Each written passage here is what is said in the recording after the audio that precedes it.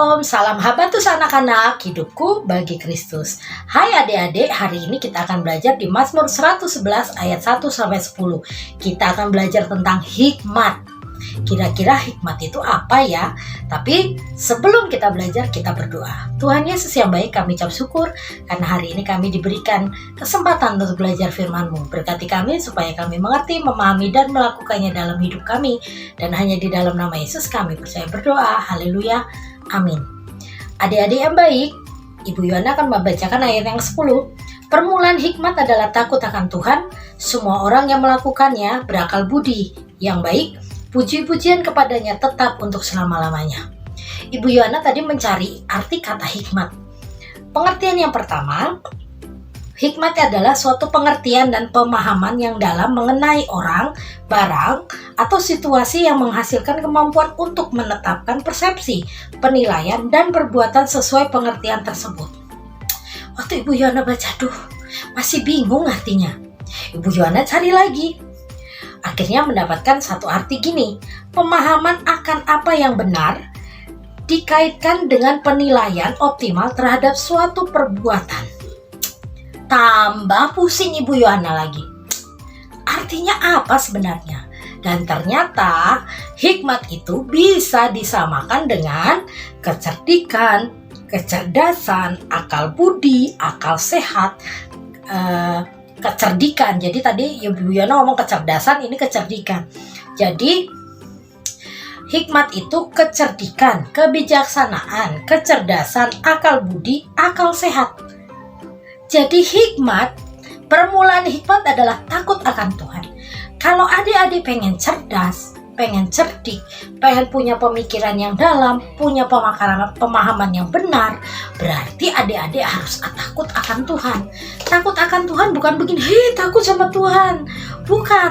Takut akan Tuhan adalah menghormati perintahnya, menjalankan kehendaknya, dilakukan dengan kesadaran bahwa saya adalah ciptaan Allah yang mulia yang diciptakan untuk memuliakannya.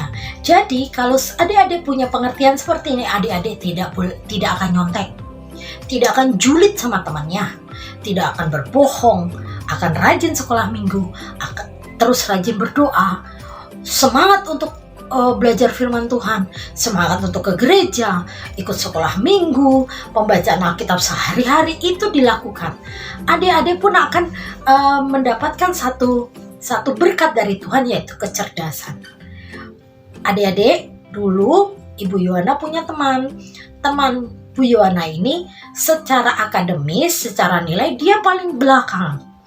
Dia sangat istilahnya nilainya paling kecil di antara teman-teman yang lain.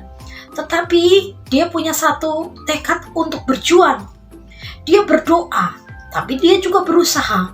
Setiap dia nggak bisa, dia berdoa dan dia berusaha lagi. Dan waktu kelulusan, ternyata dia masuk 10 besar. Padahal biasanya dia ranking paling belakang. Inilah salah satu contoh permulaan hikmat adalah takut akan Tuhan. Adik-adik saat ini bila adik-adik mengalami kesulitan dalam pelajaran, kesulitan dalam bergaul, kesulitan untuk menyatakan pendapat, kadang-kadang minder, kadang-kadang jadi penakut, kadang-kadang juga sebenarnya pengen tampil tapi gak punya keberanian. Mulailah dengan meminta itu pada Tuhan. Mulailah berdoa dan minta kekuatan Tuhan supaya adik-adik mempunyai hikmat, sehingga adik-adik bisa menyelesaikan situasi yang sulit dengan cara yang benar. Nanti adik-adik akan memperoleh suatu keberanian, suatu kecerdasan, suatu kecerdikan, mempunyai akal yang sehat, akal yang cerdik sehingga bisa menyelesaikan masalah. Adik-adik paham? Makanya adik-adik semua mulailah punya kehidupan doa yang benar, kehidupan firman Tuhan yang benar.